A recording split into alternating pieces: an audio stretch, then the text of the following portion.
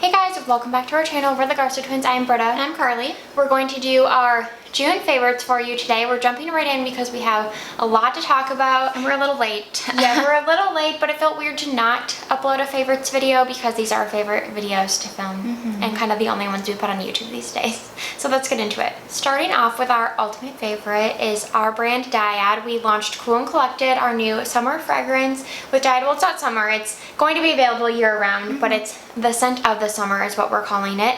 And this is my personal bottle, so there's a little bit of some makeup on it. But look at how much I've used. I use it too because crazy. we've just been sharing the same bottle. It's a watermelon forward fragrance. It's super watermelon aquatic with a little bit of ginger and lime and some cyclamelon, so it has like a little bit of floral in it. It's so delicious. It's like juicy and ripe, perfect for this time of year. We didn't do a full video on it, so for a backstory, when we were younger, Ralph Lauren fragrances were like our thing. We would always spray them. We didn't own them. No, we did not own them. We would always spray them at the mall with our friend Sarah. Shout out to Sarah. And we just like loved them. We like feel like such princesses when we put them on. Yeah. And I had been scouring the internet for like similar fragrances to all of those, and I could find similar ones besides Ralph Lauren Cool, which was the pink bottle, blue cap. And it was like a watermelon melon fragrance. And so we were like, oh, we should make a inspired fragrance inspired by those notes, inspired by the early 2000s, because that fragrance I believe came out in 2004, you know, the year of like aquatics and fruity scents. And that was called Ralph Lauren Cool. So we were like, this is Cool and Collected, and it's like cool because there's mineral notes. It's just loosely inspired. Like I think that one is a little more melon forward, and ours is watermelon. Yeah, that one from memory was a lot more melon forward. Ours is definitely more watermelon, but just inspired by the early 2000s boom of like those aquatic juicy fragrances. Yeah, and as always with our fragrances, you can sample for $4 before you buy the full size, so we'll link both of those options down below. Okay, we'll get our brands out of the way because I don't want to harp on them too long, but our other brand, Clean Coats, our pet care brand, we just launched our moisturizing serum. We've been working on this product for almost 2 years. Yeah. It's basically a serum for dogs, so it's really deeply moisturizing because there's like different types of moisturizers in here, like glycerin, but also ceramides and coconut oil, so like jojoba oil, which is kind of more of a drier oil that sinks into the skin really quickly. Yeah, so they're all kind of doing different things to like really help soften and moisture the paw pads and noses, or really any dry area your dog has. But we just found that a lot of people had the same response to paw balms, that they can be so like heavy and they don't dry down, so your dog is like licking them off. And I do think they're probably safe to lick. I mean, I'm sure dogs eat like worse things, but I don't think anyone wants their dog like licking the product off. So we set out to make a serum that absorbed really quickly. Well, not only that, but I feel like the serum penetrates deeper than a balm could. Yeah. Like the balm kind of just softens the outer layer of the paw, but our serum is meant to really help to soften the paw pads with use like over time. Yes, over time. So over time, if you use it regularly, the dog's paw pads will become softer with a better like skin barrier support situation. Yes. We're really proud of it. It comes in this cute little bottle. We love the color. This project was delayed because we changed the color of the bottle last minute, but it ended up turning out so cute. We love it. So we hope you guys do too, and we wanted to mention that. Getting into some other brands, Native came out with this, I think they're limited edition, this line of body washes with Doritos. I don't know if I'm saying this correct. I think there's 3 or 4 scents. I smelled them all at Target, but the passion fruit was by far my favorite. This is arguably the best body wash I've ever smelled in my life. I know that's a major claim, but I can't get over it. It's like the juiciest, fruity, it almost smells like fruit punch, but just like juicy and ripe fruit. I'm not super familiar with passion fruit, if I'm being honest, so I can't really say if it smells like that. I'm assuming, but there's nothing like artificial or cloying about this. It's just so fresh and delicious, perfect for summer, and I don't usually buy Native, but I just stumbled across this scent and couldn't say no. If you like fresh, juicy scents, check this out. Okay, an eyeshadow favorite. I think we talked about these maybe just on stories. I can't remember. But Urban Decay kindly sent us their new eyeshadow sticks, and I love them. I've been using the shimmer one, Private Album. It's like a shimmering taupe, and I was shocked at how thin it was. Like, it's not heavy on your eyes, but it lasts all day, and that never works for me. I've talked about this a million times. The only eyeshadows that kind of are semi-budge proof on my lids are MAC Paint Pots and the Merit Solo Shadows. Everything else creases and comes off pretty easily. So I have been loving this one, and then I recently pulled out this one because I love this one, and this other shade is Senescent, and it's like a warm brown matte. And I will say, I think for some reason, I don't know why, maybe because it's drier, there's like more powders in it, but the shimmer shade is lasting better on my lid than the matte one, but they both still last such an impressive amount of time. I know that a lot of eyeshadow sticks claim to be long wearing, but for some reason I feel like they really mastered longevity in this formula, and it's just really nice and a pleasant surprise. Like, I feel like I haven't purchased anything from this brand in a long time, and we got sent these, and I was like, wow, like, I actually think this is so good. a huge hit. I keep one in my bathroom. I can't remember the shade, but we'll swatch these. Britta uses like the goldish shimmery it's like the champagne one. Yeah, but yeah, they're just so nice, and I'm so impressed. I have Senescent on my eyelids today, but I also, it's pretty dark, so I just use a little and like kind of sheer it out.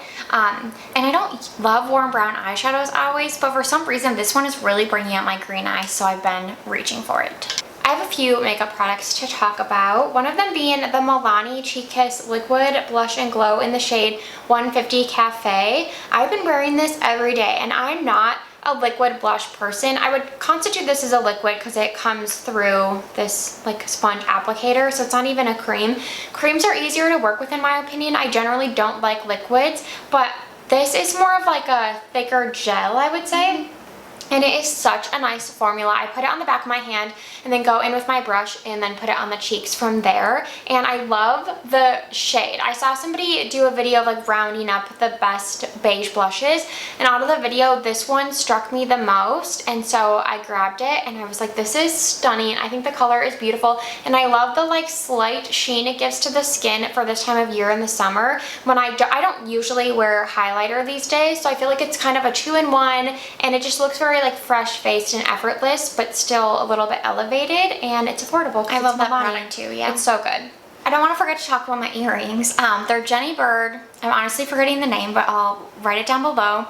I got these with a gift card that I had from Anthropologie, and Britta has raved about Jenny Bird jewelry. She has a pair of earrings that have held up really well.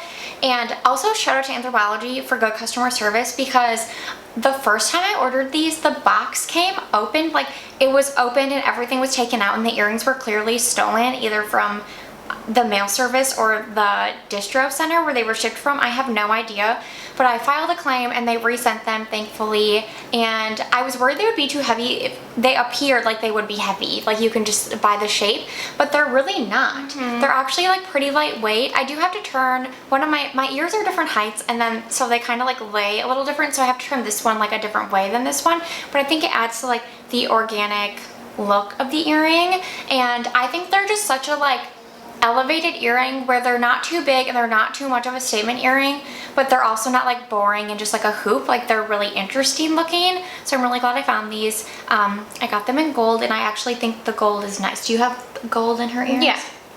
I'm sometimes really picky with the color of gold jewelry, but I like this. It's pretty, so really happy with my purchase. Okay, I'll go through these next 3 makeup items quickly. First is the Farrah Hamidi lip liner in the shade Fawn, and again, we'll swatch these things so you can see the shades, but I'm wearing it today under a liquid lip, and this is a great neutral nude, I would say. I know on the website it looks pretty cool toned. It pulls more neutral on me. It's not too warm, not too cool, which is why I like it for like an everyday nude lip. But the thing I really like about this is the depth. It's like the perfect amount of depth where you can overline your lips a little bit, but it's not going to be super stark. Like, the contrast between your natural lip color and this, at least mine, isn't too stark, so it still looks very natural when blended out. It's super long wearing. It's a wooden pencil, which is what I prefer. I've been reaching for this every time I use lip liner, so I love that. This could be my favorite product of the whole month. It's the MAC, what is this? Extra Dimension eyeshadow in the shade A Natural Flirt.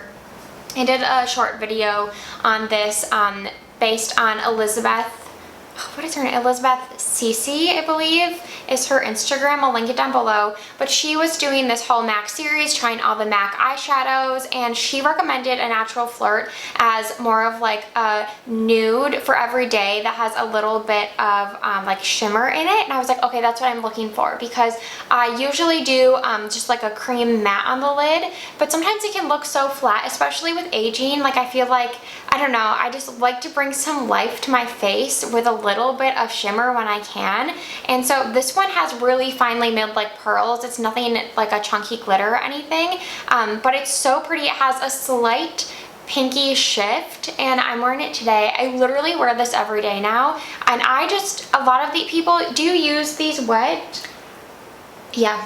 They're Okay. way prettier wet. Because I tried it wet and I didn't like it. I think It's so much more metallic. no, it just looked almost like chunky. Okay, well I had the shade, what's the shade that went viral? You have Sweet Heat. Sweet Heat. I have the shade Sweet Heat and I prefer that shade. Because some people recommended it on when I posted that video wet, and I tried it and it almost like would pick up on itself. It was weird. It wasn't like, I You like have how soft to this use looks. a like goat hair brush or Oh, something maybe. really dense. That's what I usually No, do. it's dense. I think that it's just this shade. I Yeah, feel like maybe it's because that shade. maybe it has a lot of white in it because it's so light. It like did not look good white in my opinion. I like using my finger to apply this, and I just brush it on the lid, and I like how soft it looks. That's the thing that I think makes it special. So I wouldn't recommend it wet, but try it both ways. Also, I want to point out that yes, MAC has raised their prices, but I'm almost positive, because I think I know the manufacturer of these,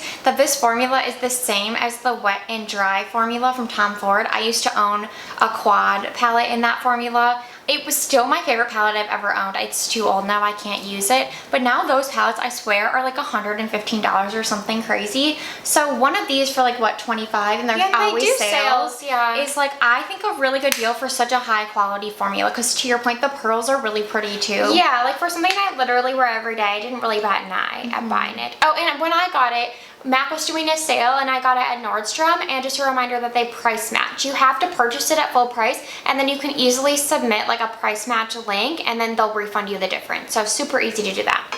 Next up is the Dibs, the Duet Baked Bronzer Duo and Caramel Cappuccino. I saw this everywhere on TikTok, and we have really had great luck with Dibs products in general. We didn't really love the baked blushes, so I was so apprehensive, but this came in stock on Ulta, and so I was like, okay, I can grab it on Ulta, and if I don't like it, I can return it. But turns out I actually really like this product. It's a baked bronzer. I thought it would have more kick up than it does, but it's still pretty easy. Like, you're not going to over apply this product. It's not too pigmented, which is what I was worried about. And I really like this shade, and I like the slight sheen it gives the skin. I'm wearing it today. It's just very easy to blend, really easy to apply, and like I said, I like the shade, so I decided to keep it. If you're wondering how it compares to the Laura Mercier duo that I talked about recently, I would say that one is a little bit more matte because it has the matte side with the shimmer, and that one's more hard pressed, so it's better if you want something built like sheer to buildable. This one I would say is like more pigmented than that off the bat, but not too pigmented. But if you're looking for something more of like light to medium pigment load, this would be it. And that one's unscented, this one has a slight scent, so just If anyone has tried the Hourglass bronzers, can you compare it to this if you've tried both? Because the Hourglass bronzers are still my favorite, but now again with the price increase, I think they're like $60 and I can't afford that. And I'm so curious how they're similar. Okay, you guys, I think my favorite item this month is a clothing shoe item, which is shocking. I feel like we always talk about makeup, but these are the braided flats by H&M. I can't even show you the bottom because I've worn them so much, they're so disgusting. They're starting to get dirty on top too, and I don't know how I'm gonna clean them, but they're like this light blue gray shade, and I was just in love with the style and the shade, and so I ordered them, and H&M now does no half sizes. I'm gonna put these down before I touch myself with the bottoms, they're really dirty. H&M doesn't do half sizes anymore, so we are a true 7.5. Did they ever? I feel like they never have. No, I swear they used to. Oh. We're a true 7.5, and I am a 7 in these, and Britta said in her experience, H&M, you size a half size down if you're a half sizer like us. So just so you know. But they are so comfortable. There was no breaking point. I know this like whole ballet flat thing has been like a trend for this summer and even before. And I was just like, oh, I don't really like how my feet look in ballet flats. But I think because they have like this kind of like triangle cutout and it's not just like round, something about it is really complimentary on my feet. And I just am in love with these shoes. I have worn them the most out of any shoes I own all summer, and I really wanted to go back and get the dark brown. They are out of stock. They also had black at one point, also out of stock. These are also out of stock, but I'm going to link them and put a little notify me to if you want them, because sometimes they come back in stock. Yeah.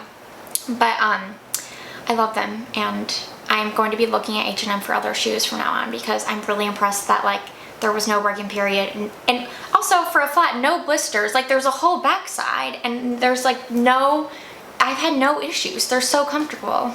Okay, and my style favorite of the month is this A New Day sweater. It's 100% cotton and I got it on sale, so it was like super affordable, but it's hard to find 100% cotton in general. So I have to mention this because I love cotton. It's the most breathable. I like this blue color. I wear like a white t-shirt under it. I'll post a picture of myself wearing it so you can see what it looks like on. And it has like a slight bell sleeve. It's super cute. But I do have to say it runs very small. Maybe because it's cotton, maybe it's pre-shrunk. I'm not sure why. But I'm usually an extra small in this brand and I got a medium. So size up 1 to 2 sizes, but it's so cozy. Like we're going to Wisconsin this week and I'm gonna wear this on the plane for sure because it's just like so soft. I have a cozy. really similar, but it's V-neck from Gap that I bought last year, and it just reminded me because last year we went to Wisconsin, we didn't know the weather was going to be yeah, it was cold, freezing, and I had to wear that sweater like every night because I was so cold, and it was the only like cold weather clothing I brought. It comes in like some stripe patterns as well. I'm hoping they expand the offering because I want more solids. And maybe like work on the fit if it has a weird size. Yeah, well, I mean, I sized up and it fits well. It's just, it's strange that I feel like the extra large might not, you know, they need to like expand the range essentially. Okay, we have the same book favorite, and this is one of my only 5-star reads this year. Did you give it 5 stars? I gave it 5, yeah, it's one of my only. I have read, I had another 4-star in June though, so pretty good reading month. I've had 5 and then 3. So this is by far my favorite book, like summer book now. I'm obsessed. It's Carly Fortune, One Golden Summer. If you read her original book, Every Summer After, this is kind of like a follow-up to that. I feel like they're loosely tied together. Well, I don't think she's made it clear that if you read this one first, there will be spoilers for that one. I saw a lot of people be like, spoilers? I had no idea, and then I read this one first, and then like they said things that is basically the twist of the whole first book. Oh yeah. So if you haven't read her first book, I recommend reading that first so there aren't spoilers. Okay, so the first book is about Charlie's brother, and then this book is about Charlie. And so his character in the first book is, I wouldn't say unlikable, but he's, I don't know, like not this like responsible guy. He's kind of just like, he's Charlie. It's hard to, I don't want to give too much away. And then this book is his love story. So he meets Alice. She basically goes back to this lake, which is Barron's Bay, which is where the author grew up. And it's like this beautiful lake in Canada. And it's this little lake town, and her grandma used to spend time at this lake house. And then after her husband died, she didn't want to go back. She's experiencing some post-surgery. She needs help. So Alice moves. She's recovering from hip surgery, right? Yes. And so she needs somebody to stay with her for like 2 months. Yes. So Alice moves to the house with her for the summer, and then meets Charlie because he's friends with the owner and was like, I'll help take care of the house this summer. And they obviously live close by because it's a tiny town. And I don't know, I just loved their story. I can't even really describe it. It's just like, I don't want to even say it's like a bad boy meets nice girl. Yeah, I guess that would be like that would be what it is. Or like almost, they like try to make it enemies to lovers kind of, but it's not even that. It's just like, they become like such good friends, and it was so like earnest and real. Yeah, like his relationship with the grandmother was really sweet. I was gonna say, I didn't expect that she was going to be such a big part in the book, and I absolutely adored that there was like an older character in the book. And I realized every book I've read where there's like a grandma figure, I loved it more. Yeah. So that was a smart move. I absolutely loved their love. I love all the characters. I love the setting. It was just a perfect book in my opinion. It was really cute. I think it's her best book, and I feel like that never happens. Every Summer After was so good to me. Yeah, but Sam it and was Percy, so that was similar their- yeah. to Love and Other Words Yeah. that it wasn't as original as this. Yeah, this one I feel like has beat it for me, and yeah, I absolutely adored it. So Yeah, very good. Thank you guys so much for watching our June favorites. Thank you for sticking in there because this is late and it's a long one, but we really appreciate it, and let us know what you've been loving down below.